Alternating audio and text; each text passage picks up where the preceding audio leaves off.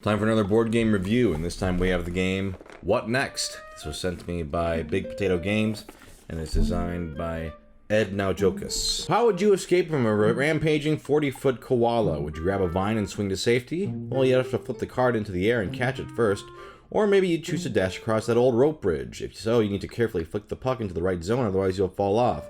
In What Next, all the players must work together as they make their way through 3 exciting adventures. To reach the end and win the game, you'll each have to master the challenges you meet along the way and avoid as much peril as you can. Let me show you how to play. This box contains 3 adventures, and since it's obviously, story content, I'm not going to show you too much of the stories, because obviously the whole point of the game is you're uncovering this stuff as you go along. This is the stuff for Drums of Koala Cave, although the game also comes with the Skyscraper Caper and Blinky's Great Escape. So, the meat of the game, you have these location cards, and then you read them. So, if we start here, the Ocean Explorer 2000 that you rented online turned to be a canoe with flames painted on it. And, I'm not going to read the whole thing, but you start the adventure, and it'll be stuff like this. Oh, you're on a beach, and you can either investigate the wrecked canoe or head into the jungle. So you can decide with your friends, or if you're playing alone, if you decide to investigate the wrecked canoe, you go to the next page. Now, as you read these, you will stumble upon events. So, for example, holding your breath, you dive underwater and rummage around for anything useful, and that's event number 1. In this case, you would do an item search. You rummage through the water for any spare supplies, a 60-second timer. The game does not come with a timer, so you just have to use something like your phone or something. And you would try to make this puzzle.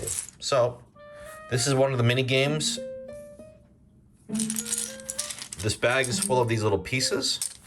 And in 60 seconds, you have to try to feel around in the bag and pull out the correct pieces. If you don't, if you pull out 3 incorrect pieces, the challenge ends. So, looking through here, you would try to feel this out.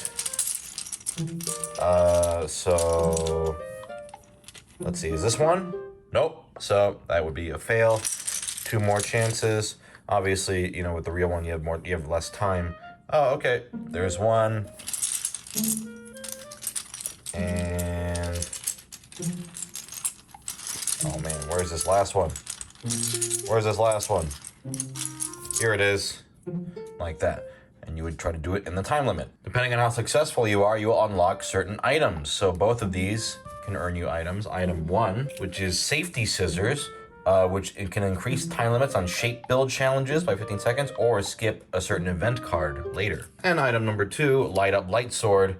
Ignore 1 peril during a nighttime phase on the time dial. These item cards you can use throughout the game, but once you use them, they're discarded. If you fail, certain things happen. In this case, nothing happens, but you don't get anything. But sometimes you can get penalties. The game comes with a time dial. There's a different time dial for each story. Whenever the time dial is on a normal space, the location card deck should be light side up like this. But each time you take a new location card, you always turn it 1 space clockwise. And then eventually it'll become nighttime. If it's nighttime, you need to read the dark side instead. All the cards have dark versions as well. So, for example, the dark version of this card would be this, which is slightly different. Now, during the game, when you encounter dangers or fail certain quests, you'll have to assemble the Tower of Peril. The Tower of Peril are these purple pieces here. So if you see a skull icon, you must add a peril piece to the tower. Your first 2 have to make a base. So if I did this and this, they have to touch. Then all the other pieces onward have to be side on like that.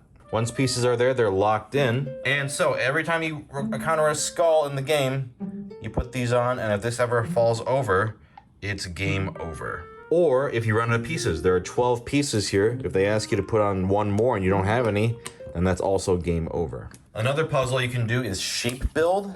Here's an example of one. You would try to, in this case 30 seconds, assemble this compass as quickly as possible. So something like There we go. Not too hard. And so if you succeed, you get location card 8. Otherwise, you fail, and there's an example of a skull for failing. Another activity in the game is puck push. They will ask you to usually go into a certain zone. So you would take the puck. And for every game, I forgot to mention, you do get practice attempts. I think up to 3. But you have to announce if they're practice attempts. So let's say the objective card says to make it in here. I can try. Nope, that would be a failure. And aside from those games, there are other mini games. There might be something like, hey, can you make this card land on a certain thing? Or, you know, there's a lot of unique ones throughout the game. One example might be, hey, there's a crab scuttling at you. You take a peril piece and try to hit it with the puck. Or, hey, you're trying to communicate with a raccoon. You must both hold up 1, 2, or 3 fingers and open your eyes and must have the same number. A lot of little goofy little challenges like that. Otherwise, that's pretty much the game. You're just going through, collecting items, you know, making decisions in a choose your own adventure. However, you know, depending on if bad things happen, you make the Tower of Peril, and if it collapses, game over. And that's the game. So first off, I think production values on this are pretty great. The pieces look nice, the art's very charming. It's all packaged together and really pleasing to look at package. The game kind of feels like Seventh Continent for kids, and that's not a bad thing necessarily. It's very simple, you know, choose your own adventure at its core. I think the night system is clever, and, you know, it adds some nice, not only tension to the game, but it gives you a little more replay value on like, oh, well, what's the nighttime version of this card? The mini games are also cute. They're a nice combination of dexterity and puzzles. But unfortunately, I think the biggest flaw in this game is the Tower of Peril mechanic. It's such a strange idea to base your entire adventure success on such an easily failable mini game. The skulls in this game can pile up pretty quickly, and I'll just say that those purple pieces are not actually that easy to stack even at the beginning. So an anticlimactic end to the end is so easy to happen. You could get around this by going by like a life system instead, but you know, I gotta review this game based on the rules. So as it is, I don't think that making a tower to decide if you can keep playing is smart at all. Choose your own adventure games, it should be all about the discovery, right? You know, going further in the game. You know, if you die because you make a bad decision in the game, then that's something, right? That makes a little more sense. Although even like the choose your own adventure game I reviewed way back, even that like didn't just like kill you, you know, you still got to keep going. Instead, leaving it up to this wobbly dexterity game that could just end instantly, it's kind of a terrible idea.